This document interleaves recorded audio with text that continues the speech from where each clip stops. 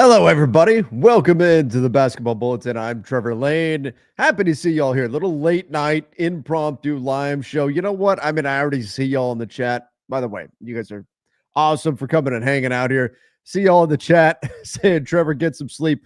There is no sleep this time of year. We just wait. That's it. We wait.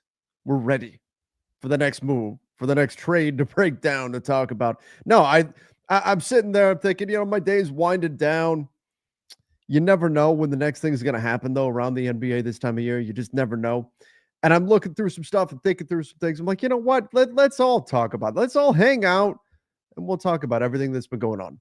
Everything that's been going on here in what's been a wild few days in the NBA. I know there's a lot of Lakers fans in here too that want to know about the Lakers or what's going on there. Why have they been so quiet? I'm not as worried as like a lot of other people seem to be. A lot of people getting frustrated, a lot of FOMO out there. I get it, but I'm not all that worried about that situation. So we'll talk through some of the things that have been going on. A little bit from Shams on the Jaylen Brown front and what could be happening there, as well as I think a really important tidbit on the Mavericks with Kyrie Irving. Mark Stein had some great stuff with his Substack, and just kind of my read of the market overall that we'll talk about here tonight. But for the most part, let's hang out. Let's hang out and let's talk some hoops. Happy to see you guys all here hanging out as well. Guys, make sure that you do hit the like button. And if you're not a subscriber to the Basketball Bulletin just yet, please make sure you hit the subscribe button as well. By the way, we are, just blown away by the support that we've received for this channel, the interest in it and all of that. It really just got started last September was when we really kind of got it rolling. And again, so appreciative of everybody that's been hanging out here with us. Let me just address one thing real quick. Somebody said, and I'll be honest, I missed the chat in the comment section here, but somebody said something effective. Oh, we know this is just another Lakers channel. Oh man, go back and look all the way at the beginning of this channel. We're talking the entire NBA here. This is not just Lakers stuff.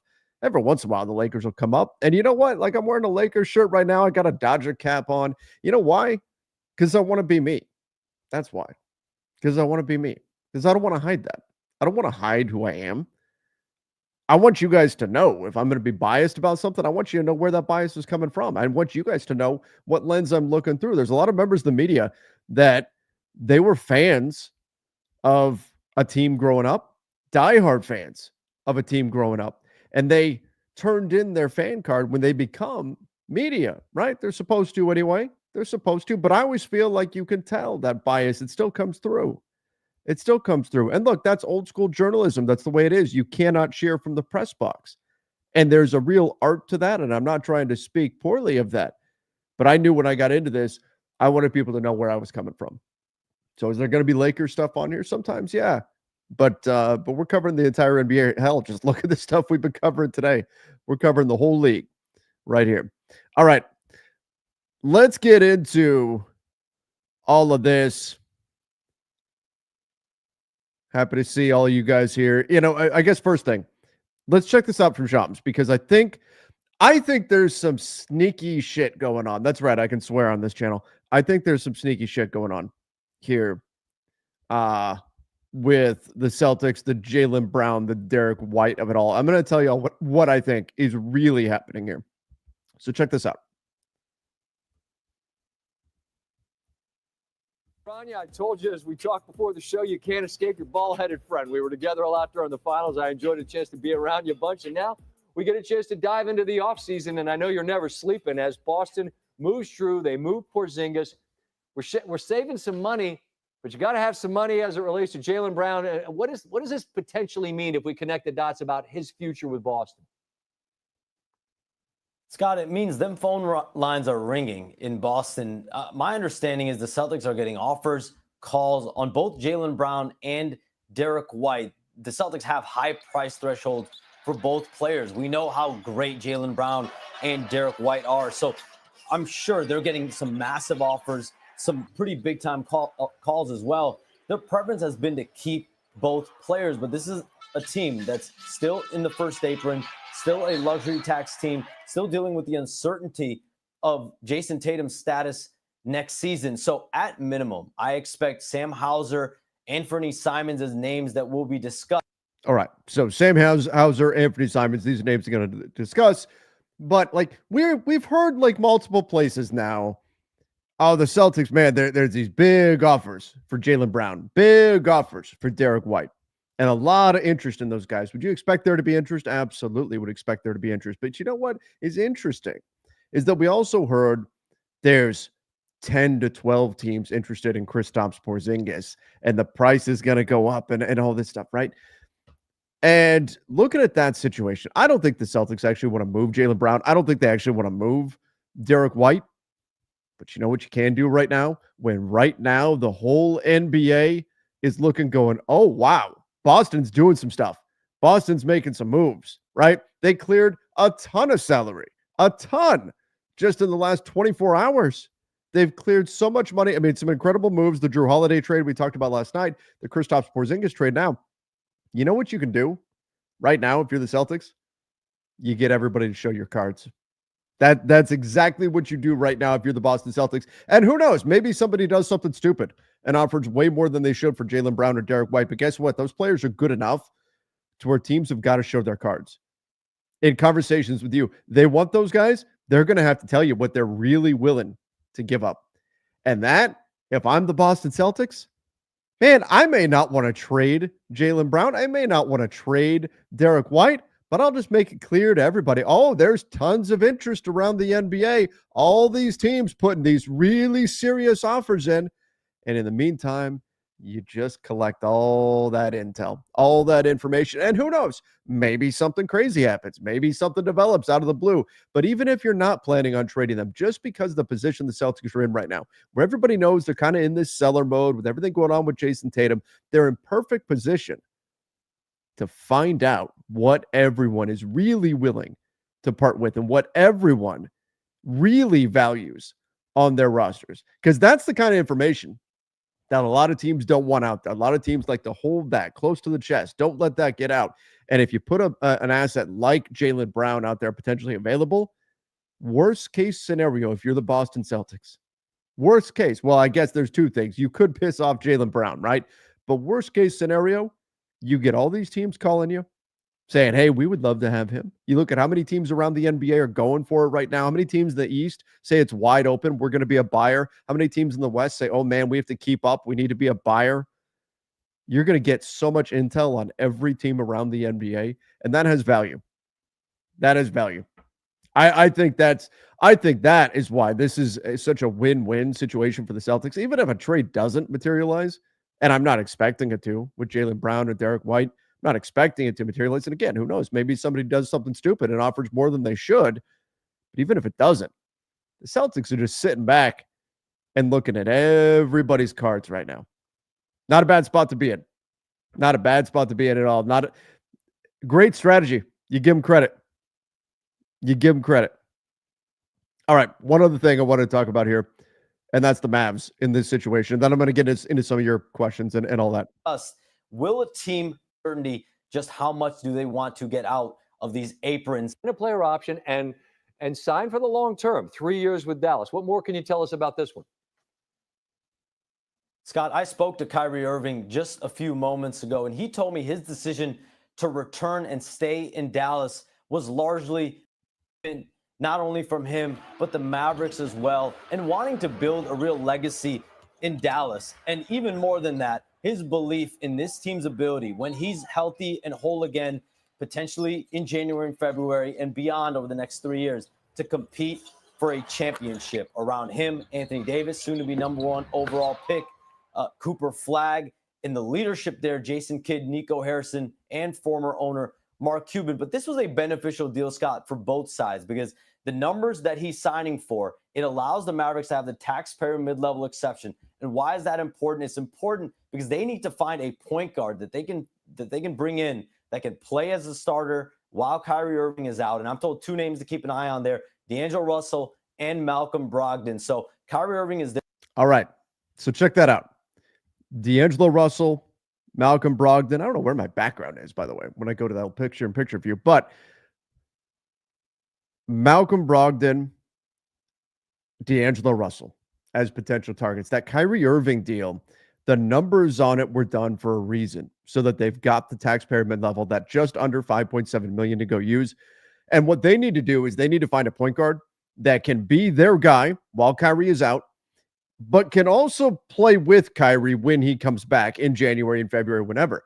So now you're talking about Malcolm Brogdon, who's really good on or off the ball. And you're talking about D'Angelo Russell, who is also pretty damn good on or off the ball. Now, defensively, maybe it's a different story, but both those guys would fit needs. Now, I thought that was interesting that they were the Mavs were able to thread the needle on that deal with Kyrie Irving to make it so they can use that taxpayer mid-level, similar to how they hit the exact number that Daniel Gafford needed to be at on his extension in order to still be trade eligible. Meanwhile, they're playing the game out there, telling everybody, no, we definitely don't want to move Daniel Gafford. It's just coincidence, right? Like we just happened to give him the exact contract that he would need in order to still be trade eligible right now. I think the Mavs have got some stuff up their sleeves. I think there's some stuff. They're going to get somebody. They're going to get a guard that wants to come in and be the starting point guard for the Dallas Mavericks, at least through January, maybe through February, and then go from there. And Brogdon makes sense. D'Angelo Russell makes sense. A lot of people say, well, why not Dennis Schroeder? Which actually brings us to what Mark Stein's, actually was Jake Fisher on Mark Stein's Substack, was just writing about. And that's the Dennis Schroeder. It sounds, I mean, this is one step short of saying he's already going to Sacramento. The Kings are the likely suitor for Dennis Schroeder. Schroeder. He's expected to command a deal that will start at the full $14.1 million. Yep, the Kings have the full mid-level exception. So that's why the Mavs, when Shams is talking about D'Lo, when he's talking about Brogdon, why is he not talking about Dennis Schroeder? I know Mavs fans have been talking about how Schroeder would be a good fit, because Schroeder's going to get that full MLE, or at least a good chunk of it, from the Sacramento Kings, who are desperate for a point guard right now. So that's where you start to see we're already starting to get some of the puzzle pieces starting to come together. All right, Dallas is a landing spot for D'Lo. Dallas is a landing spot for Brogdon. They'll figure that out. That's going to be taxpayer mid-level guys. Dennis Schroeder, he's already got interest from Sacramento, maybe a full mid-level there for him. Sacramento desperate to get a point guard, particularly one who can defend, and Dennis Schroeder certainly can do that. So we're already, even though free agency hasn't started, these are things you got to file away. We're already starting to get a sense of who's going to wind up going where. So Sacramento, they're in a weird spot. By the way, they're also mentioned as a team that can definitely trade into the draft. They feel like there's already a deal made for them. And this is something that Jake was talking about here. The Kings are a team that could trade into the lower half of the first round of Wednesday night's draft. The Kings don't currently have the pick, but they've been telling agents they believe they ultimately will. And why would you do that? So that those agents feel comfortable sharing information about their clients with you, so that you can maybe schedule workouts, things of that nature. So Sacramento, not only are they now the likely landing spot for Dennis Schroeder, but they're probably going to be trading into the draft. And that leads to a bigger conversation about the draft for tomorrow in general. But what would they give up in order to get there? Well, it's probably going to be either Malik Monk or Devin Carter. Those are probably the guys that we're going to be looking at. The Kings moving on from in order to trade into the NBA draft. And remember, the Brooklyn Nets, they now have 5 first-round picks. 5 of the 30 first-round picks belong in the hands of the Brooklyn Nets. So I do think we're going to get a lot of activity there. Sacramento, clearly a team to watch. I'm expecting them to wind up being the landing spot for Dennis Schroeder. I think it makes a lot of sense there. I also think we're going to get a Kings trade, getting them into the first round, using either or perhaps both Malik Monk, Devin Carter. Sacramento seems very, very motivated to get something done, and I do think we're going to see some activity there. I think in general, look, the draft starts tomorrow. Keith Smith and I will be live on the front office show during the draft itself. I think we're going to get a lot of trade activity during the draft. I think there's so many teams. Is Brooklyn really going to pick 5 guys and bring in 5 rookies next year? Plus they've got the 36th pick? No, I can't see it. I can't see it. So there's more coming. There's a lot more coming. And it's been a busy pre-draft period around the NBA. We've seen so many trades go down already. It just tells me tomorrow's going to get crazy. Tomorrow, it's part of the reason why I don't want to go to sleep, because who knows when the next thing's going to happen here. around the NBA. All right, let me get into a few of your questions, your comments. We'll talk about some of this other stuff. Let's make this a little more interactive. I want to get into what you guys want to talk about here. Mamadou, appreciate the super chat, said, what's your opinion on Ace Bailey not working out for any teams? I think there's some shenanigans that he's pulling. I think he's trying to get to a specific team. Is that team in the wake of the Jordan Poole trade? People saying maybe that team's the Washington Wizards. You know, they're sitting there with the 6th pick. I don't know that he can fall that far though. Like, he's good. I don't know that he can scare teams off to the point where he falls all the way to 6. But I do think that he's trying to get somewhere, and that's going to be revealed tomorrow. We're going to find out where is it that he's trying to get to. I'll tell you this, it's not Philly. It's not Philly, because, man, he canceled that workout on them last minute. Last minute, canceling a workout on them. He's doing what he can to try to get Philly to not take him. So where does he want to go? Is it Charlotte? There's reports out there that there's multiple players in the draft that say, I don't want to go play with LaMelo Ball. I don't want to go play in Charlotte. We'll see how this all winds up, though. But I do think that this is all engineered to try to get him to one specific team. Washington would make a lot of sense. I don't know if he really falls to 6, though. I don't think he should. And nor do I think if Philly believes he's the 3rd best player, screw him. Take it. Make the pick. Make the pick. Just take him. Take him. We've seen, how many times have we seen teams regret not taking a guy because they got scared off? Think the Nets don't regret passing on Kobe because they scared him off? Scared the Nets off? It's happened. Meanwhile, Steph Curry told the Golden State Warriors, don't draft me. They did anyway. They said, sorry, we're doing it. And now they have the greatest player in franchise history. Take your guy. Take your guy. John said, Trevor, radio silence on how the T-Wolves are pivoting. Any news? Heard De'Aaron Fox and even Nick Claxton. Lakers fan until the Wolves' first year. Okay. As far as the Wolves go, there's a little bit out there right now about what's going on with the Hawks. So the Atlanta Hawks just made the trade for Kristaps Porzingis. What they didn't do, though, was use their big trade exception. And that trade exception is about $25 million that they now have. They can absorb a salary in a trade. And so now what we're hearing is, now that they've got Porzingis, you've got your big man combo with Porzingis and Onyeka Okongwu at the center spot. What they're going to be doing is looking for a 2-guard to play in that backcourt with Trae Young, which makes a lot of sense. They just traded away Trey Mann. He went to the Nets in the salary dump in the deal. And it's going to be Nickeil Alexander-Walker that they're targeting via a sign and trade. And they'll use that trade exception, that $25 million trade exception they got from the DeAndre Hunter trade earlier this year. They'll use a portion of that to facilitate that trade, which would mean that the Wolves would wind up with a trade exception of their own, because they would be trading away. They would be signing Nickeil Alexander-Walker for $14.1 million, trading him to the Atlanta Hawks, getting some type of asset in return. And the Wolves, because they'd be trading away a player and not bringing back salary, that automatically creates a trade exception. So they get a trade exception, maybe some type of draft capital coming the Wolves' way in a situation like that. But I think that makes a lot of sense for Atlanta. Makes a lot of sense to kind of finish off this build. I can't say they're the best team in the East. I can't say they're even one of the best teams in the East, built around Porzingis, Trae Young, Onyeka Okongwu, Jalen Johnson, the great barrier thief himself, Dyson Daniels, Zachary Sachet, and then you add Nickeil Alexander-Walker. I can't say they're at the top of the East, but I can't say they're not in the mix. The Hawks are very much, I've been talking about them for a while, they're very much one of those teams that's going to look around the Eastern Conference and they're going to say, why not us? Why not?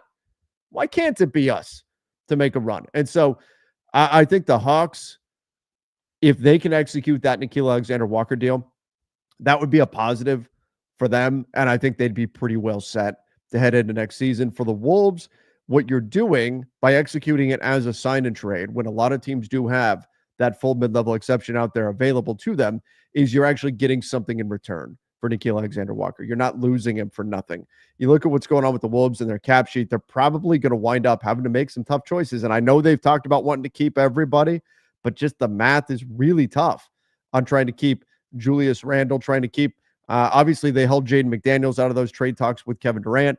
They very much wanted Kevin Durant. They were hoping he would relent and come to Minnesota. Didn't wind up happening. But Naz Reid, trying to keep him, he's got that player option. Probably going to decline that, going to get a big new deal. They're very in on Naz Reid and keeping him. Julius Randle was so great for them in the playoffs. I'd be shocked if they allow him to walk away. So Nickeil Alexander-Walker could wind up being the odd man out in Minnesota, but I like this option for them if they can sign and trade him to the Atlanta Hawks, because that would at least give them some return for Alexander Walker, and you're not just losing him for nothing. Even if that trade exception goes unused ultimately, it's still something. You're still getting something, and maybe an opportunity to use it comes up down the road. So I think that's where the Wolves are right now. They tried to get into the mix on Kevin Durant with KD saying, I won't go. I'm not going to stay. I'll leave in free agency. It makes sense why the Wolves would say, okay, well, all right, we're not going to give up Gobert then for 1 year of Kevin Durant. We're not going to give up Randall for 1 year of Kevin Durant. We're not going to do that. That makes sense to me. All right, let's go here. Call me a madman. Kai Jones sleeper pickup. Look, I'm never going to count anybody out, especially if it's just a 1 year deal, but he still has a lot to prove. A lot to prove in the NBA. Man, it's the off season, or it's the crazy time of the off season, because I'm getting signed out of Spot Track like every 10 minutes. I'm having to go back and re-sign in because they're constantly changing stuff behind the scenes. Every time they do, I get signed out. All right, let's go here. John coming in again. Said, thanks for the great update. Hard to lose Nickeil Alexander-Walker, but that would be give the necessary minutes to Terry Shannon Jr. and Jalen Clark. Absolutely. Yep. Those guys will be right there to fill in the wings. And you know what? Thank you, John. Your show is great. I really appreciate the kind words there. So the other thing about that is that's kind of the new norm. And this is what I think we need to come to expect about the NBA and understand about the new collective bargaining agreement. Same thing with Celtics fans who are upset that they didn't get a lot in return for Kristaps Porzingis. Well, they did. They got a lot more flexibility now in order to go do things. For example, they couldn't aggregate salaries in a trade before. Now they can. They could actually stack together salaries because they're below that second apron. And I think we've got to adjust what our expectations are. What we have now under the new collective bargaining agreement is a situation where you're going to have teams who have players that are successful. And as those players are successful, those salaries start going up, because that's what happens. If you find success, you get paid. Teams are going to have to make tough decisions. But what's important is that if you do have to make that tough decision to move on from a player, the Warriors had to do it with Klay Thompson. The Clippers had to do it with Paul George. If you do get in that situation, that you're able to replace that player's production with a young player. Look at Christian Brown in Denver and Kentavious Caldwell-Pope and what happened there. Brown was able to step into a bigger role as the younger guy coming up. It's important that you have those young, cost-controlled contracts in order to step into that role. And that's exactly what will be happening with Nickeil Alexander-Walker, with a guy like, say, Terrence Shannon, who could step into a bigger opportunity there. It's so important now for teams, if they're going to have any kind of sustainability, to not just build out a strong roster, but also build out a solid, I want to use the term farm system. Maybe that's a little too baseball, but you've got to be able to develop players. You have to. And I think it also increases the value of draft capital, even as we're seeing a lot of draft picks get traded. If you are going to have any kind of sustainability, it's inevitable in this two-apron system that you're going to have to see talent walk away as teams start to get more and more expensive. And you need to have young players on cheap rookie contracts ready to step in and replace those guys. Isle Farkash said, Trevor, no, LA should get Damian Jones. Man, you had to bring that one up. That was probably one of my biggest misses. I was so high on Damian Jones. I was like, man, this guy's going to be perfect. And then that one thing I overlooked, I went, oh my God, this guy can't catch the ball. It's not going to work out. He's got to catch it. There was one lob that LeBron threw, and he didn't get it. And I just went, oh no, LeBron's going to be pissed. It didn't work out. But, man, great athlete. Where's Damian Jones at these days? Where's he at? All right. Let's see what else we've got going on here. Any updates on the Spurs? So everything that I've been seeing is the Spurs have been really heavily involved in a lot of things. They've been looking to potentially land a number of guys, and that they actually were super involved on the Kristaps Porzingis front. They very much want to get another big, and they're one of several teams that do. My Lakers want another big. The Phoenix Suns want to get at least one other big. There's a bunch of teams that are looking for help at the center position, but the Spurs are definitely among them. And they do have Wemby in there, but they've got to add more. So they were reportedly pretty into, and this was from Jake Fisher, the Kristaps Porzingis trade front, and just didn't go their way. Atlanta was able to step up and get the deal done. So I would expect them, though, to be a team that is pursuing other bigs out there on the market. Who they'll ultimately go with, that'll be interesting to see. I don't think they're going to do anything rash. I think if they feel like the right opportunity is there, that's great. I talked about it yesterday. Gershon Yabusele, who's not a big, not a 5. He's more of a 3-4, really a 4. But you could bring in Wemby's French countryman with the French national team. And I think skill set wise, he's a really nice fit. So I keep an eye on the Spurs as a landing spot for Yabusele, and then looking for some of the bigs out there on the market. What about a Luke Cornett? He might make sense. He feels like a very Spursy type player to go try to land on this team. What about some of the other guys that are out there, like a Clint Capella could be an option. By the way, that's the other takeaway, I think, from the Kristaps Porzingis trade today. Clint Capella, man, he's gone. There's no way the Hawks are bringing him back. He's gone. And that was pretty clear anyway, but the Porzingis trade, I think that's the nail in the coffin. They've got Porzingis, they've got Onyeka Okongwu. Capella wasn't thrilled that he lost his starting job to Okongwu last year. And yeah, I mean, what's he going to do? Be the third string big now in Atlanta? No, he's going to move on. He'll go somewhere else. So the Spurs are a team that's going to be looking to add a big out there on the market. All right. Dude, let's not put fake trades in here. Like, I give you a warning. Don't throw in there like, oh, Shams just said this is happening. So let's not do that. Let's not do that. This time of year, everybody's jumpy. Everybody's excited. There's lots of stuff going down. Let's not do that. All right, let me go here. Yeah, I mean, and one more, and I'll just ban you. Come on, man. We're all hanging out, having a little fun here, talking some hoops. The draft is tomorrow. Yeah, is that right? I saw somebody on Twitter talk about that. Did anybody actually hear Sham say it? Sham said not to sleep. I may have just missed it. Sham said not to sleep. My goodness. That's got me worried. See, I'm going to go after this. I'm going to go lift weights, I think, for a little bit, just because I'm not going to be able to go sleep yet. Oh, this is a shock. Keith Smith said, go to bed, Lane. Keith, you're up right now? Dude, it's 1:15 in the morning where you're at. This is my time right now. Keith is the early riser. Keith is a morning person. I'm not. I'm the opposite. I'm the night owl. Always have been. Always have been a night owl. Keith telling me to go to bed. This time of year, man, I love it.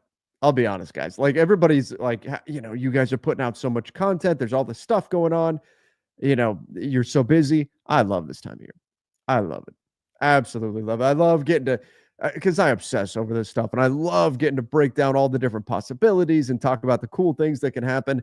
And it's the same reason why when you watch pro wrestling and they get suddenly the guy you least expected, their music hits, the glass breaks and Stone Cold comes running out or something like that. It's that, whoa, holy shit, what just happened, right? It's that same feeling with the NBA. It's that same feeling when that trade comes through and it's out of nowhere and you never saw it coming, and it's just such a rush. It's so exciting and so fun. It's busy this time of year. It's exhausting. I'm not going to lie. But man, I'll take this any day. August, September, man, I don't know what to do with myself. I hate it. I hate it because it gets so dry, and just the drought hits us then. But Keith, you go to bed, man. I handle these hours. You don't, but you're going to be, God, you got to wake up in like 3 hours or something, man.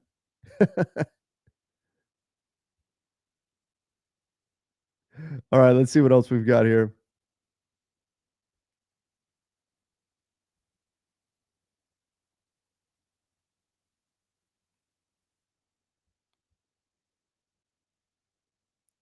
Oh, Vincent, you did it again.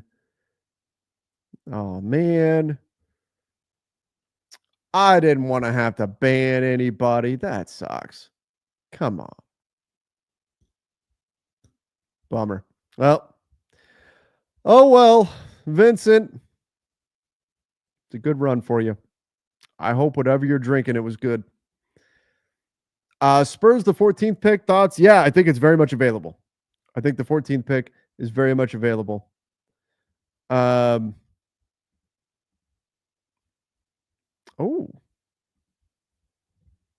looks like I'm gonna get a. I didn't think this was gonna happen. I'm gonna get a surprise guest coming in here. Let's go. Let's go. The Spurs, the 14th pick. It wouldn't shock me if they move it.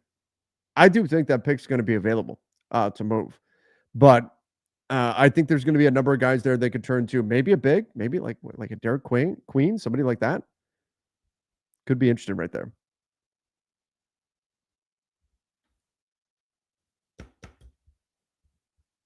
I cannot believe this. I can't believe. Keith, do you see this? My background's not even loading, but here you are. What? How are you awake? It's 1:15 where you're at. 1:20 now. Yeah, I'm not sure how I'm still awake. It's a lot of writing, man. I've been cranking through the writing, trade recaps. I just wanted to prove to everybody that it is actually me, and I am up. I wasn't fooling around with people. So yeah.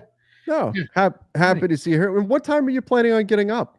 I hit the alarm is set for 6:15. So we'll see. We'll see. Man. And let me ask you this.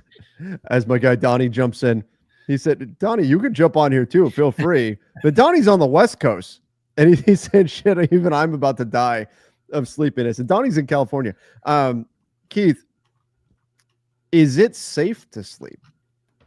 Yeah, I think so. It's 1:30, almost 1:30 in the morning on the East Coast. I think we're probably done. It's important to remember with the front offices, they have a very long day tomorrow. Yeah. And the next day. So they're going to be probably in a spot where they're shutting down for the night. Probably nothing big comes out. As I said, that watch will probably get something from Shams while we're chatting. But I think they're probably just about done for the evening, and then they'll call it a night and get back at it in the morning. But I always worry a little bit too about sleeping in the morning because things do get crazy, especially on draft day. Things get moving kind of early. I always think of. I don't remember the character's name in the movie Draft Day, but the Seahawks GM sleeping on the couch in his office, and he gets up at like 4 a.m. to go talk about a trade and everything. Yeah, I'm like, oh man, that's my fear. I need some sort of alert system so that if I happen to be asleep when a trade breaks down, I'm not getting into it like 2 or 3 hours later or something. What do you think about people say that Sham said don't sleep? I mean, he doesn't sleep. Well, that's true.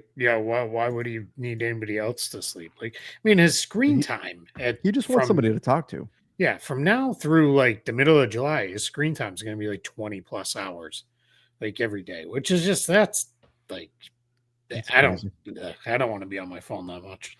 Dude, I'll never forget Summer League a few years ago, and I'm walking around. I'm going down like a random aisle. I had to cut through to get down to the media section, and I'm cutting through, and I'm walking down the aisle, and there's like this shadowy figure to my side, right to my left, like back under, like literally in the shadows, right? And I look, and it's Shams, and I can just tell because of the faint glow being cast on his face from his phone, he's found like this corner to be holed up in where nobody's going to bother him because he's like hiding, right? And he's got his headphones in, and he is just working that phone, man. And I'm like, that's what this dude doing. He's like Batman, just perched up in the corner there, like waiting for trades to strike or something. Like absolutely crazy. I just answered. Somebody asked, no GTA tonight. Yeah, I've no GTA for me tonight. I've been too busy writing. I've just been cranking out. I did multiple trade pieces today. Finished the last 2 of my off-season previews for Spot Track, so those are up. I've got a couple more things I'm going to work on throughout the day tomorrow. On the Basketball Bulletin Substack, I have my draft board is up. My top 100 is up, and I have my my guys list for this year's draft class as well. So if anybody wants to check out the written side of our project here, you could go check that out over there. Those are both completely free and unlocked for everybody to read. If you like what you see, sign up for a subscription, because we got some plans for next season for the Basketball Bulletin. Very, very cool. Very cool stuff. I'll put a link to that in just a second here. Tom Michaels was the name of that character. Somebody in the chat let me know. For some reason, the reason why I didn't say his name is because my guess was Tom Chambers, and I'm like, that ain't right. Enjoy your pancakes. Enjoy your pancakes. I mean, it's late night. We could probably cut loose and really, let the curse words fly. Oh, I already swore a couple of times. I heard you drop an S-bomb. I'll tell a quick funny story. My daughter one time came home, and she was like, at school today, a kid said the S word. And we were like, the S word? And she's like, yeah. And she was like probably 4 at the time. She was in preschool. And we're like, what's the S word? And she's like, I don't want to get in trouble. I don't want to get in trouble. And of course, it's funny to hear little kids curse, right? Yeah. So we're egging her on. And then she finally goes, he said stupid. I remember that. I remember my daughter was that way too. Was stupid. Don't say that. Yep. Oh, it was great, man. Yeah, I had a little trip down memory lane today on Twitter. I connected with someone who runs the BABC, which is the Boston Boston Athletic Basketball Club, I think is what it stands for. It's the major AAU team in New England. And it started because somebody referenced how the Celtics got George Niang in the Kristaps Porzingis trade, who's a Boston kid, and they were like, let's get all the BABC players. And I was like, man, I played against the BABC once in a game and lost 99-7. So that was fun. That's well, I mean, hey, at least you got the 7. Yeah, right. I had 5 of the 7 too. I had a 3 and 1 2 for 2 at the line. So there you go. There we that go. Counts. Yeah. That counts. I'm dropping a link to the Substack, which you've been doing a phenomenal job on over there. Jokic to Boston? Yeah, sign me up. Sure. Oh, no. Is the troll back again? Yeah, I don't think so. I think it's somebody different. I think it's joking. Yeah, that Jokic comment was weird by Rocky today, but I would not take that any reason to believe that means they're going to trade him at all. So I don't either. I thought that was just to illustrate how, because a lot of people ran with that and went, oh yeah, they're trading Jokic. Yeah. I think it was just to illustrate how seriously teams are taking the second apron. That was more what I took away from that. Not they're seriously considering trading Jokic or anything like that. And we saw it play out, right? We saw it play out real time today with the Celtics, right? Or over the last couple of days with the Holiday. A lot of Celtics fans not super thrilled with the return on the Porzingis trade, but when you look at the finances of it, I have a hard time being too upset about it. Where did you land on that? Yeah, you can't be mad about it. The whole goal there was to save money. It was essentially a salary-ish dump. It wasn't a full salary dump because they got George Niang back in the deal. Niang is not going to be someone who you're not going to jump up and down and get crazy for him, but decent player. I think he'll be solid in the mix, and then you kind of go forward from there. But yeah, they're certainly not going to They weren't going to get another return like they did in the Holiday trade where they got Simons, who's a pretty helpful player, I think, for them moving forward. The Porzingis one, that was more about let's get out from underneath the second apron. Right. And they did. So, and they didn't have to give up a pick to do it. And this gives them now the flexibility to, should something else come along, they can now aggregate salaries in a trade now that they're going to be below the second apron. There's a lot of things that they can do there. And I know a lot of people now. Shams had a thing about Brown and Derek White as well. But I think what got missed is he was extremely clear in that they're all incoming calls on those two.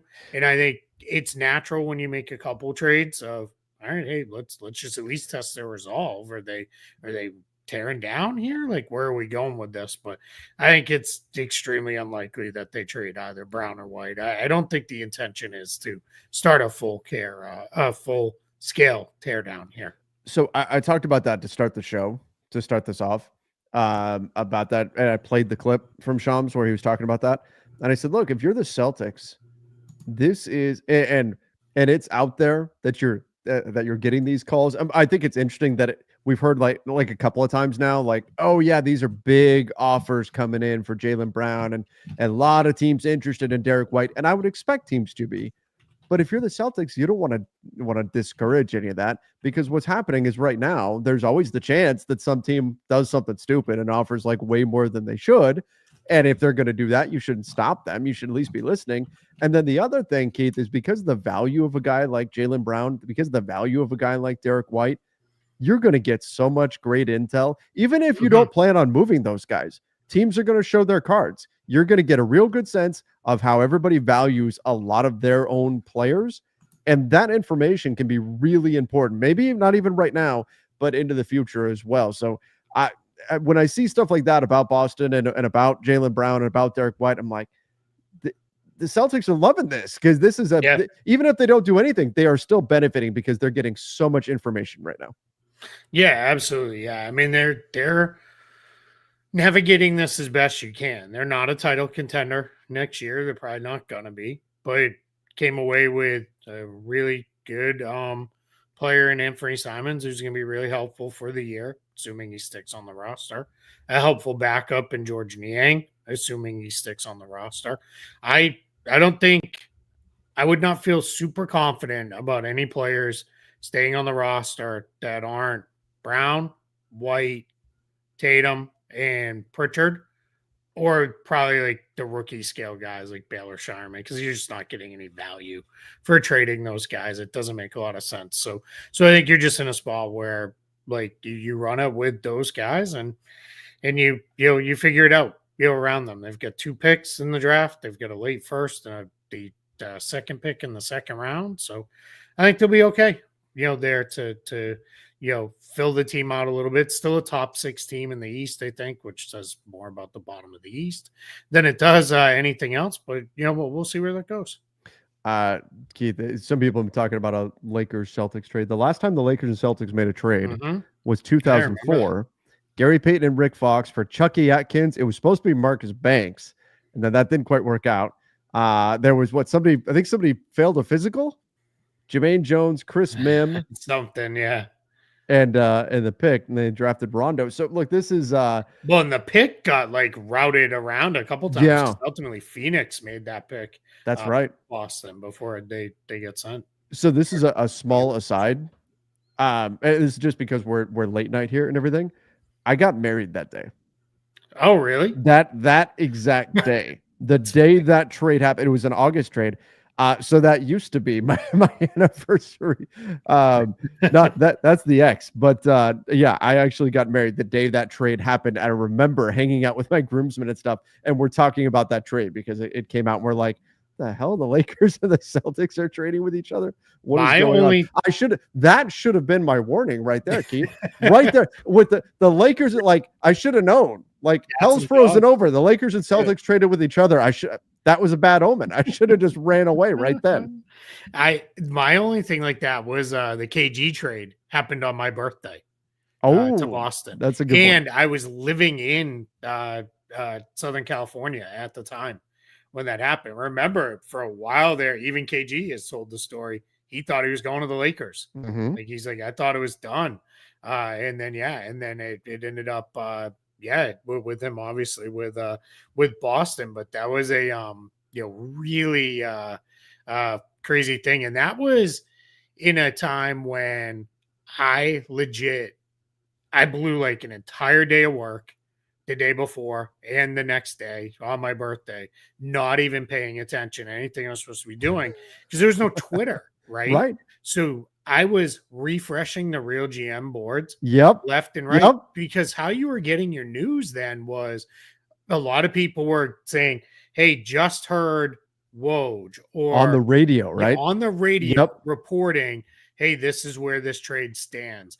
And you were getting we're bouncing back and forth between the Celtics board, the Lakers board, the Wolves board. And it was like Wolves insider, it'd be like John Krasinski now who covers the team, but like whoever it was back then in the mid 2000s there. And it was like that's what you had to do. You just had to live on those message boards and get all of all that stuff. So yeah, it was really, really funny. I'll never forget. They used to do ESPN used to do live chats for an hour with their reporters, and David Aldridge broke the Pau Gasol trade during one of those. I'm sitting there refreshing because you have to keep refreshing it back then, and I'm refreshing it, and then suddenly the message is there, and I'm like, "What?" Saying something's happening. I'll be right back, and then he says, Pau Gasol to the Lakers. Without that a was doubt. crazy. Yeah, yeah, man. All right, well, it was era. fun to come in and hang out, but this guy is going to bed. Go get some sleep. I'm going to answer a few more questions here. There you go. We Yeah, got a big somebody's day mad tomorrow. you didn't answer super chat. We're live on the front office show for the draft. Yeah. We've got tons of stuff going on. Keith, if you full are first round tomorrow, so do me a favor, if you're awake and it's early and like some trade breaks down, call my phone. Okay. I'll have it next to my head. Oh, I don't know that I've called you in like a very long time. Right. But I mean, just make sure I wake up. All right, I will do. That's the bottom line. All right. If I can't get through to you, I'll like 911 message your wife and be like, wake his ass up. There you go. Yep. Tell him that's it's trade time. Let's go. Yeah. Yeah. I think it'll be pretty. Draft day itself tends to be relatively calm until you get to around lunchtime on the East Coast. And then things start picking up. And then you have another dead period where everybody's like eating dinner Hunkered before down. the draft itself starts. So, yeah, we'll see. But yeah, man, have fun tonight. Answer that one guy's question. He was really mad. Yeah, I'm getting to it. I'm going to get there. There you go. All right, guys. All right, dude. Thanks for jumping in. Trev used to sit and listen to fireside chats. Yep, that's right. Me and FDR, baby. Me and FDR. Let's go. All right, Tyler, let's do this. Lakers trade for the number 8 pick and get the center from Duke, Malawach, or nah? What are the Lakers going to do for a center? Will Luka leave with no moves from Pelinka? So I'm glad you brought this up because I want to talk about this. Not just going for the number 8 pick. I don't even know if Malawach is going to be there. He might not be there at 8.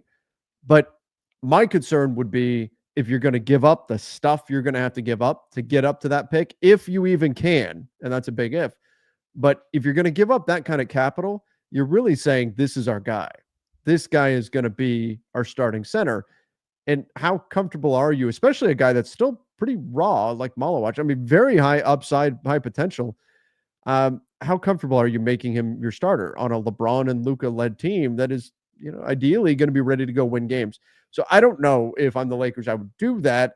But again, it depends on what the price is to move up. And to be fair, I really don't know that they even can get up that high into the draft, considering it's not like they've got, I don't know, the 15th pick and they're trying to move up to 8 or something. They'd have to be just acquiring the pick outright, which may not be easy. The Bobby Marks did include that deal where they were giving up the 2031 first round pick in exchange for getting up there in this draft. I like Malawach a lot. I think he's a really interesting guy, really interesting candidate. But if you feel like he's like the next great Lakers center, then yeah, of course you go do it. But otherwise, if you just think, yeah, this guy could be pretty good, you probably want to go find somebody with a little bit more experience to fill that role in terms of just being a starter. Now, could you move up and get Yannick or something like that in the second round? Okay, that to me makes sense. Second round draft capital doesn't say this dude's starting right away. Doesn't say we're going to invest everything in this guy being the guy. That's a totally different story. So that is what I would be more expecting from the Lakers, is maybe trying to move up in the second round than home run swing on the 8th pick. But I have a lot of Lakers fans right now that are very upset. And FOMO is a thing, right? Very upset, though, that the Lakers haven't done anything to this point. And I just want to remind everybody, and again, this is not just a Lakers show, but I want to remind everybody, it was 4 months ago the Lakers made the most shocking trade we've ever seen and pissed off 28 teams. Like that's what just happened. Right? That just happened a few months ago. And I'm getting all these like Rob Pelinka is asleep things. And by the way, AI is phenomenal. And there have been some great pictures of Rob Pelinka sleeping in front of Disneyland, which fits in with the whole Rob's always at Disneyland thing, which I love. But I think it's jumping the gun to assume that the Lakers are just asleep at the wheel or whatever. And I understand it. There's Lakers fans that are still scarred from last summer. That was awful. They sat out the offseason. They were one of 3 teams to do nothing all summer, aside from draft a couple of players. That was it. That was awful. It was not a fun time. And so I understand that there's still a little bit of PTSD from that. But the Lakers, they made that Mark Williams trade immediately. They showed their hand. Everybody knows what they've got. It's not going to be an easy negotiation. And I think it's too early. We're having a lot happen early on in this offseason here. But that's also not typically the norm that stuff is happening this early. So I think it's too soon to be angry at the Lakers that they haven't done anything yet and be frustrated with the Lakers. And I get it. There's that FOMO that you've got all these other teams. Over a third of the league has made a trade in the last week, less than that, which is crazy, right? But just because they haven't done anything yet, I think it's too early to get mad at them for not having done something at this point. If we're going to be mad at them, be mad at them on July 10th if they hadn't done anything, right? Be mad at them then. It's too early to be mad and be frustrated. Now is the time. Be patient. Be patient. Let's see what they're working on. I wouldn't jump to the conclusion that they're just asleep at the wheel.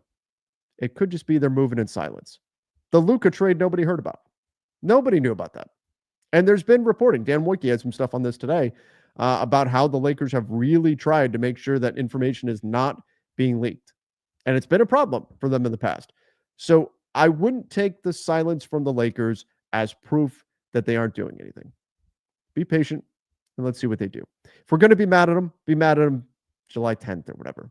Be mad at them if Summer League starts and they still haven't done anything. Then be mad at them. Right now, it's too soon. Is it likely the Lakers make a trade before the draft? I do think there's going to be a lot of activity. And just given the fact that a third of the league has already made a trade and the Lakers are one that hasn't, sure. Yeah, I think they definitely could. And historically, they're a team that tends to look to go target specific players in the second round. We've seen them do that many times. We've seen them do it with Max Christie, with Talen Horton-Tucker. They made their move to get Austin Reeves. That didn't involve a trade, but still, they've been a team that has Maxwell Lewis. They did it with just 2 years ago. They're a team that has made moves on draft night. And so add that to the amount of activity that we're seeing around the NBA, to the amount of picks and trade opportunities I think are available. And yeah, I think it's reasonable to think that the Lakers will be active before the draft in terms of, or perhaps during the draft in terms of making a trade. All right. What if LA instead tries to draft Rocco Zakarski? Yeah, that's another one. Rocco, very, very raw, but some interesting talent there for Rocco. And I don't think, I've talked about this before, whether it's the Lakers or any other team, I don't think if you're drafting in the second round, you're not drafting for need. So we tend to focus in for the Lakers, it's bigs. If it was the Sacramento Kings, we'd be talking about maybe point guards, right? We tend to focus in on what it is the team needs. But what's the likelihood that drafting in the second round, you're going to find the position that the team needs? What's the likelihood? Like, are you really drafting for need in the second round? No. You're not going to. Are you going to find a starting center for the Lakers with a 55th pick? No, you're not. So drafting for need makes, I don't like drafting for need, period, but it really makes no sense in the second round. All you're drafting for is, can you find a guy who you think could actually be in an NBA rotation someday? You find that, and that's a big win in the second round.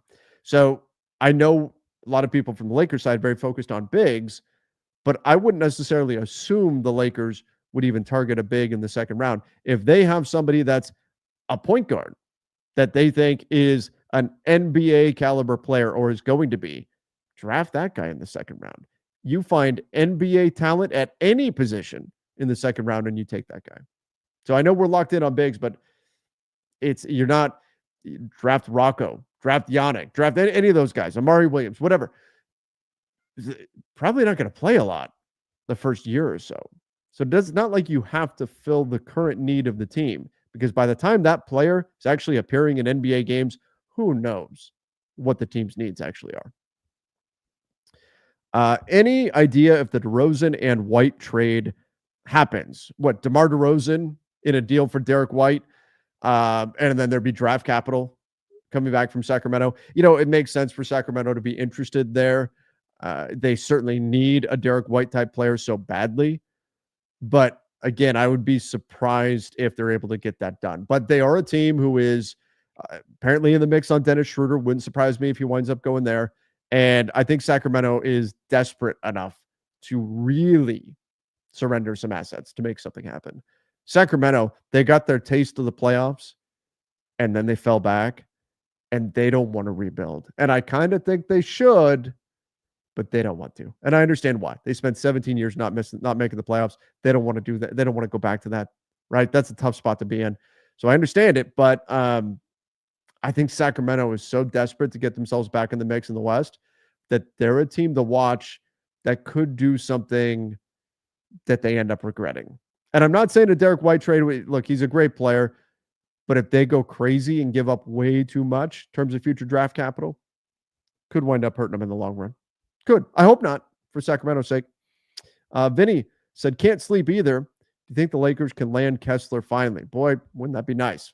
I think I'm a big fan of Walker Kessler, his game. I think what he provides is really phenomenal, particularly defensively, his ability to block shots, defend without fouling, all of that.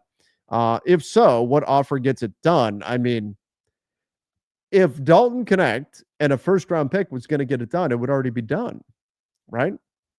So I would imagine the Jazz are wanting multiple first-round picks, wanting all kinds of stuff from the Lakers or anybody else. And I don't know that they're willing to trade him at all. Will it be Miles all over again? It could very well be a Miles Turner situation. But Miles Turner was different in that the Lakers could have had Miles Turner. The Lakers could have had Miles Turner. It was there for them to accept. That deal was on the table. And they decided not to do it. It was a last-minute thing. From what my understanding is, it was that Jeannie Buss was the one who got cold feet on doing the Russell Westbrook thing. That's just what I've heard through the grapevine. Doing Russell Westbrook and 2 firsts for Miles Turner and Buddy Hield with the Pacers back in the day. So that a little bit different situation, because that was there for them, and the Lakers backed away from that and then waited to trade Russell Westbrook till later on in the season. Whereas the Walker Kessler thing, the Jazz have just been saying no for a year now that the Lakers have been pursuing him. So a little bit different situation. But I think he would be, in terms of the players that might be semi-realistic, I think he's probably the best fit for them in the middle. But it's not going to be easy. If we don't do anything major, how much cap for 2026? Again, assuming we're talking Lakers there. In terms of 2026, right now, all the Lakers have on the books, it's assuming Luka signs that extension. It's Luka would be under contract in the summer of 2026. Austin would be opting out. He'd be a free agent. Of course, they probably want to re-sign him, but Jared Vanderbilt would only have 1 year left under contract after that. 2 years, I guess. And Dalton Connect would still be on his rookie contract. Shake Milton, that's gone by then. Bronny, that's only $1.2 million guaranteed. This will look very different in the next month, probably less, 2 weeks, right? This is going to look very different because they'll add some salaries, I'm sure, that'll go into this time period. But right now, their books are extremely clean for that summer of 2026. Like, it could be, if they really prioritize, and that makes me wonder about, the John Collins rumors, which don't make a ton of sense, but they were also rumored to be connected to Kristaps Porzingis, 2 guys on expiring contracts. If they really want to pivot towards a truly Luka era, perhaps next summer will give them the opportunity to do that, and they could head into the summer with Luka, Austin's expiring, Dalton Connect, and and a ton of space, because that would be about all that'll be on the roster. Jared Vanderbilt, that'll be about it.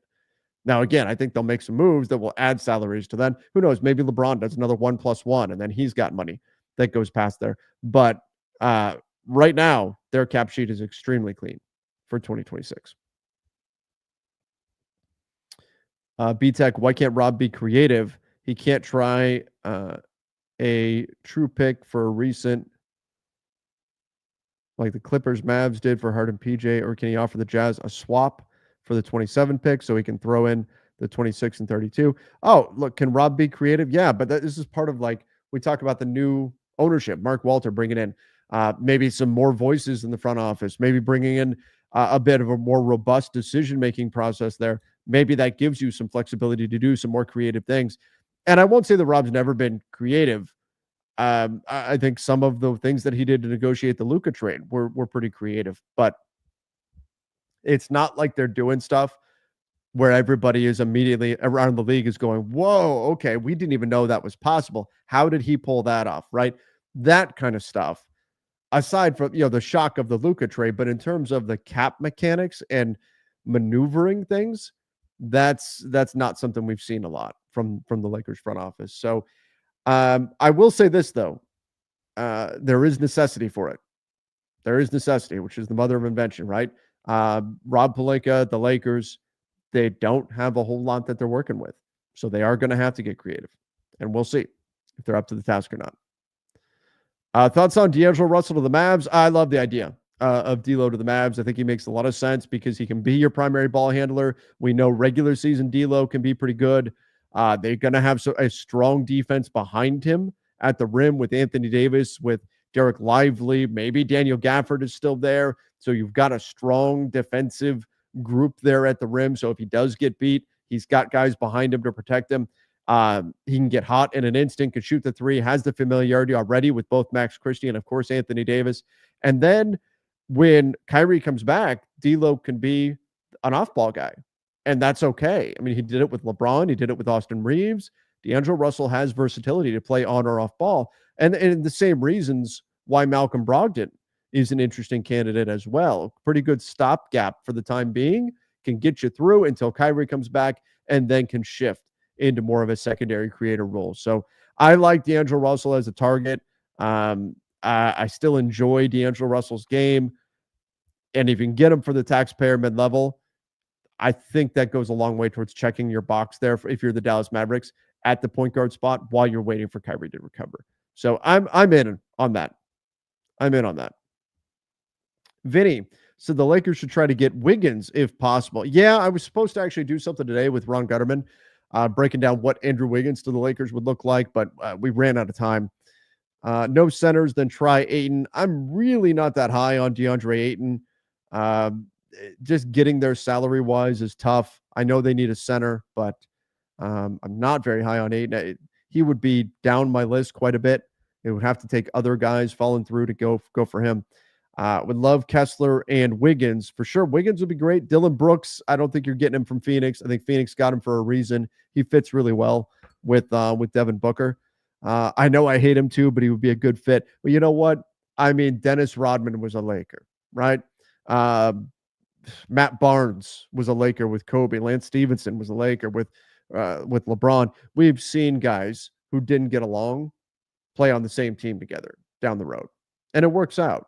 It works out. A lot of the animosity we see between players, it's the competitive nature that comes through. When they're on the same team, that tends to dissipate.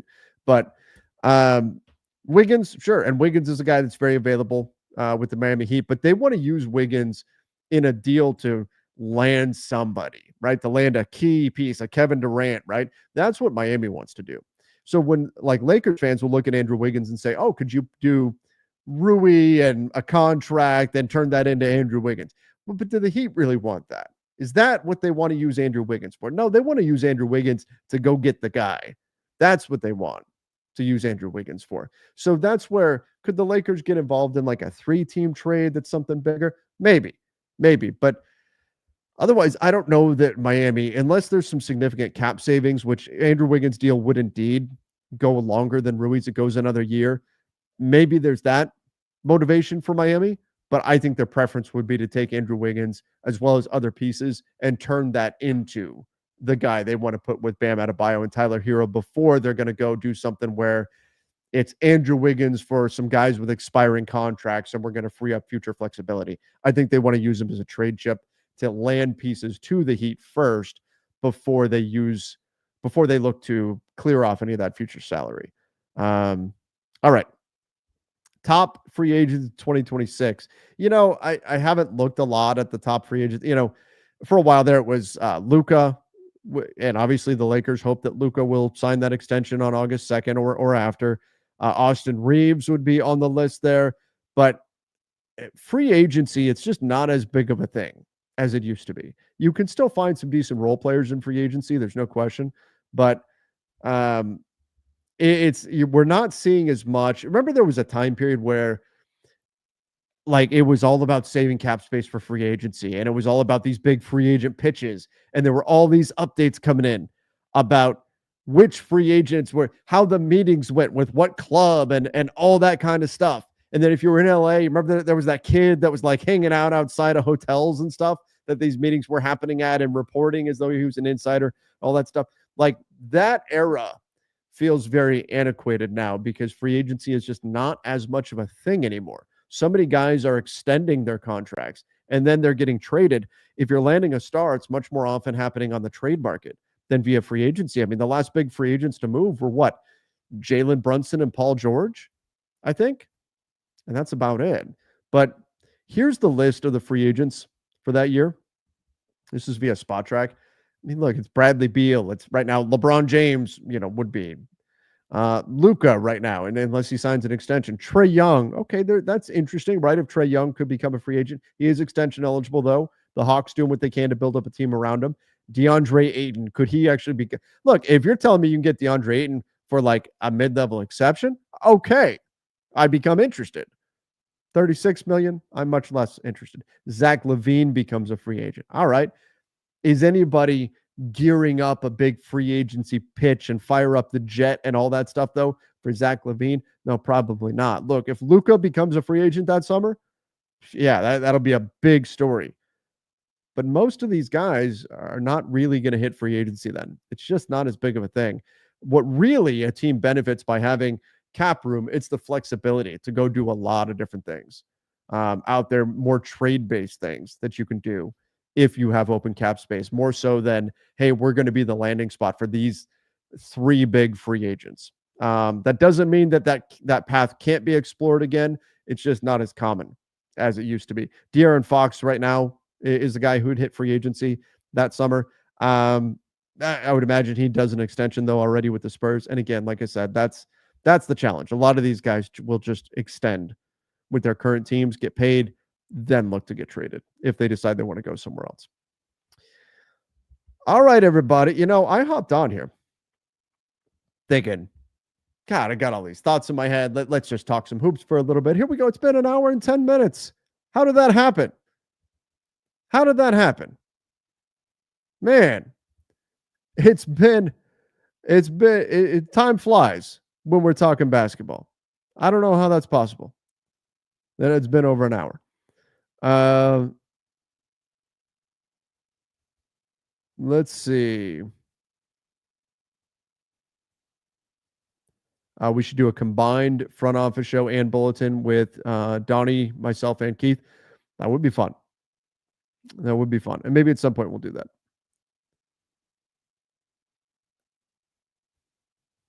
Do I think the Hawks would move off of Onyeka Okongwu since they just traded for Porzingis? I don't. I think the Hawks were making that move to have somebody to play with Onyeka Okongwu, not to trade off him.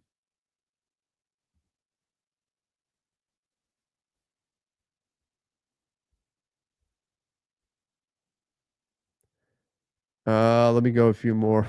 Trevor slowly but surely making his transition to his channel full time. Well deserved. Guys, I love what I do with Lakers Nation. This is basketball. For anybody, I've talked about it a little bit. At some point, maybe I'll do a video all about it. But this is truly just a space to call my own. I don't report to anybody here or anything. This is actually mine. I own it. All that.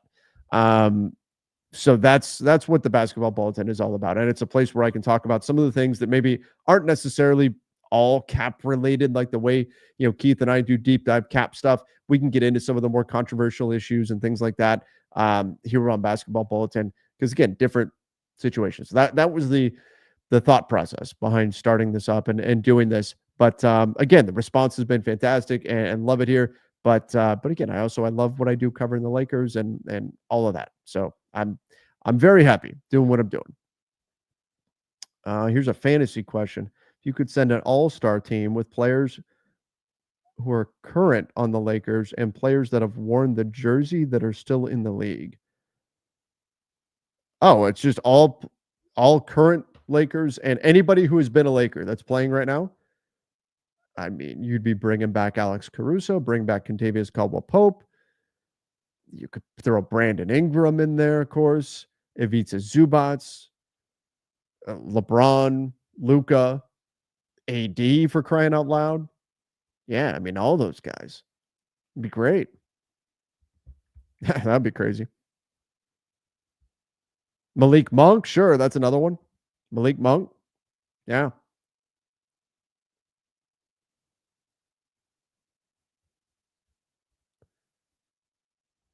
Keon, thank you. Appreciate you.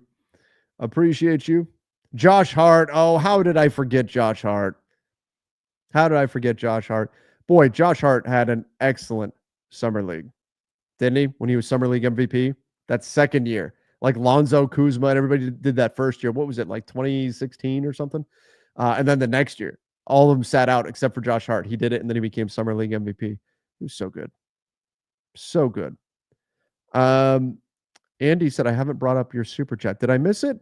Let me look and see. Maybe I missed it. Apologies if I did. Andy. Oh, I did. My bad. Andy said, Beal to Milwaukee, Dame to Phoenix, a first to Portland. Dame and Phoenix, one to Portland. I'm assuming PDX is Portland, right?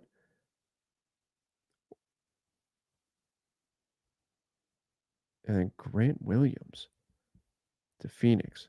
I think that's moving off for Bradley Beal is tough. For Phoenix to do. Would Phoenix do this to get Dame and hope that he fits better than Beal did on the final year because they both have contracts that last the same amount? Like if Beal was a problem or Beal wanted to do this, then sure. But I mean, everything we've heard is that Beal likes Phoenix and doesn't want to go. And if that's the case, there's nothing they can do. There's nothing they can do if that's the case.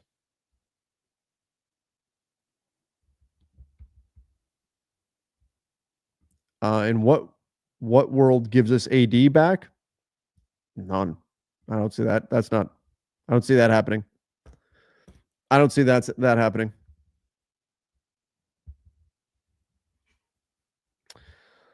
Yeah, Dame has a torn Achilles.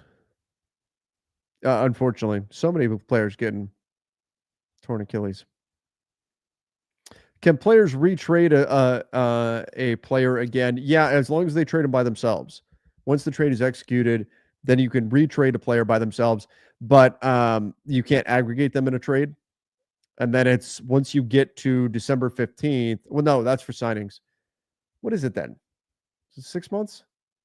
Might be 6 months. I don't know. It's late. I can't remember exactly what it is off the top of my head, but you have to wait in order to be able to aggregate a salary in a trade. So I believe it is 6 months because it was in August that Lauri Markkanen signed his deal late enough that he wouldn't be trade eligible because that would take him to the February trade deadline. Anyway, let's go here. I said everybody but Austin. I wasn't intending to leave. I was more thinking about all the fun former Lakers that could come back. And then, of course, you think LeBron and Luka on this team, but sure, Austin as well. Not trying to leave him back. Dream interview is Magic Johnson. I would love to interview Magic Johnson someday.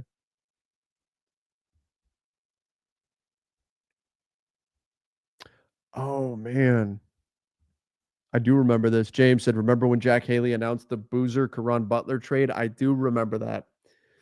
And then it didn't wind up happening. Yep. Yep. And the deal got called off. And then Boozer later became a Laker. But that was much later. Yeah, I remember that. I remember that. Everybody was thinking, oh, that's it. They're getting Boozer. Didn't wind up happening. They were connected to Boozer for a little while.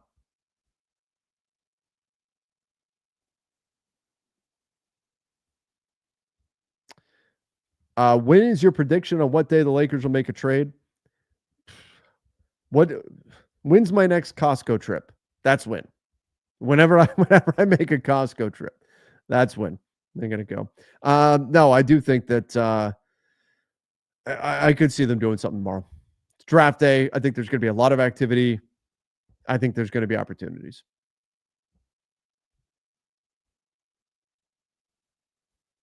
It's like you're seeing me for the first time without a hat. I know I tend to wear hats lately just because it's just easy to throw it on or not. But I mean, I got a hat head, but I got hair and everything. But I do wear hats a lot. I've been in a hat phase lately. I don't know.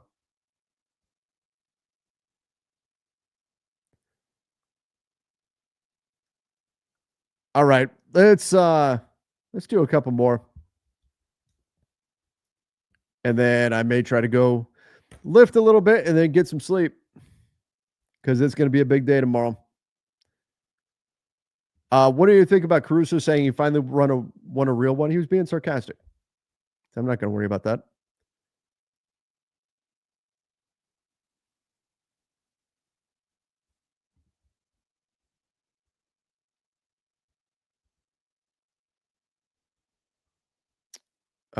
Let's go. Who would you prefer, Jaren Jackson Jr. or Bam? Bam. I would prefer Bam Adebayo. For sure.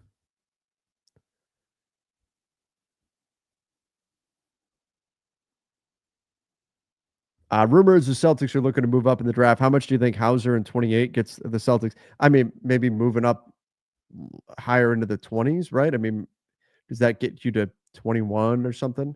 Maybe. Hauser's good, but I don't think you're going to be getting way up there.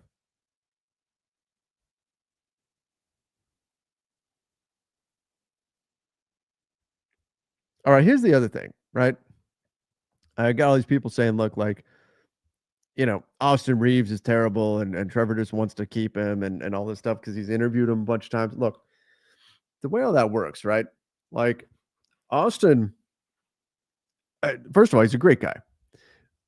It's not like I hang out with him. It's not like I'm texting him and stuff like that. But I have had opportunities to interview him, and they've always gone well. And I started doing that when he first came into the NBA. Very first time he came into the NBA, and it was to introduce him to Lakers fans and kind of get him on the radar and all that kind of stuff. But then I get all these people saying like, "Oh, you're soft on Austin because you've interviewed him and everything." I've said a bunch of times this summer, like just like with D'Lo's contract, his contract says the Lakers need to listen to trade offers for him. They have to be more open-minded to it than ever before because of the threat of him potentially walking away for nothing next summer. I grew up a Lakers fan. I don't have any allegiance to anything other than the Lakers, really, right? So that's when I'm covering the team, I'm not trying to play favorites with players or anything like that. I try to give you guys my honest opinions and thoughts on what I think the Lakers should do. And what I often find is that when my opinion doesn't reflect what the opinion of other people are, especially people watching the show, especially if they have a very strong opinion on something, if my opinion doesn't reflect that, they look for a reason for that. It must be bias. It must be something else. I'll give you guys my honest thoughts on things, regardless of whether or not I know a player or have talked to a player before or whatever. If it means trading Austin, it means trading Austin, right? Long term, the Lakers are the earliest memory I have.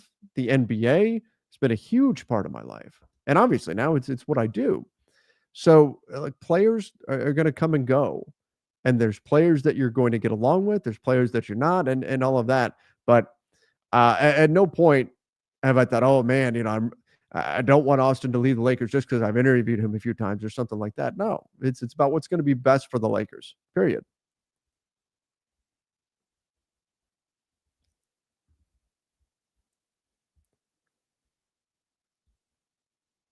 Let's see what else we've got here.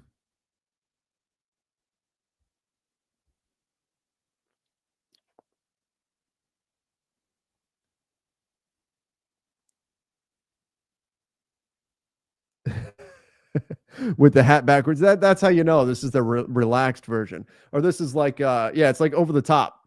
That old 80s movie with Sylvester Stallone. Whatever. I'm old. Some of you guys will know what I'm talking about. Turn the hat around. That's how you know. That's how you know that I'm getting serious.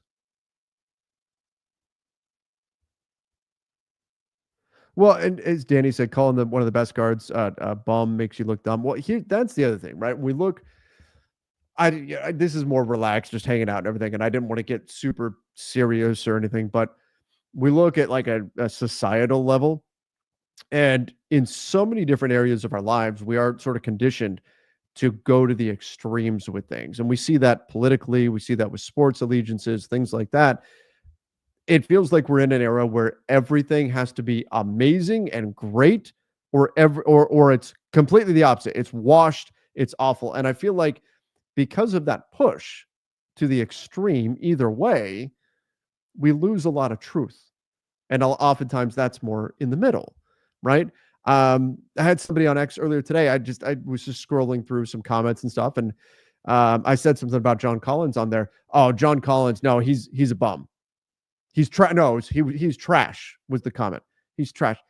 Like, the dude's like an 18-8 guy, 19-9, something like that. Is he an all-star, superstar, whatever? No. But he's not trash. Far from he's not some end of the bench guy. He's not some guy that's barely hanging on in the NBA on a minimum contract or something like that. He's a good player. He's a legit player in this league. But everything has to be to the extreme. You are either the best of the best, or you're not even worth their time. You're just trash. You're awful. You're terrible, right? All these things. We get pushed to the extremes in everything. And so I see the overreaction to stuff where people want to put people into these categories of, again, either you're the greatest thing ever or you're the worst thing ever. And we lose the truth in a lot of that.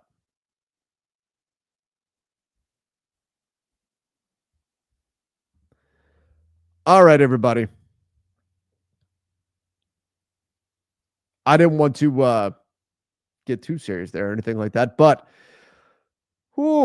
big day tomorrow. Big day coming up tomorrow. We've got, I'm just checking to make sure nothing else is going on here. Big day going on tomorrow. We've got the NBA draft. Keith Smith and I will be live during the draft. We'll be breaking down everything as it's happening. Should the Lakers do anything, I'll leave the front office show and go cover that for Lakers Nation. As far as the basketball bulletin here, by the way, everybody, if you have not yet subscribed, please hit the subscribe button here on the basketball bulletin. But as far as this channel, tomorrow, anything that's coming out pre-draft, Donnie's going to be covering some stuff during the draft here. But anything that's happening around the league, I'll be jumping on here. I'm on red alert all day tomorrow to break down everything as it's happening, get stuff out there as quick as I can, and try to break down what's going on and try to read through things and make heads or tails of what's happening. So I'm expecting a very busy day tomorrow, and I'm excited. I'm ready for it. The NBA draft, it's here. Already had a very, very busy offseason, and appreciate all of you guys for being here. Appreciate all of you for just hanging out impromptu style here to talk about what a crazy last few days it's been in the NBA. Again, everybody, thank you. You guys are awesome. Appreciate all of you so much. Till tomorrow. See ya and stay safe.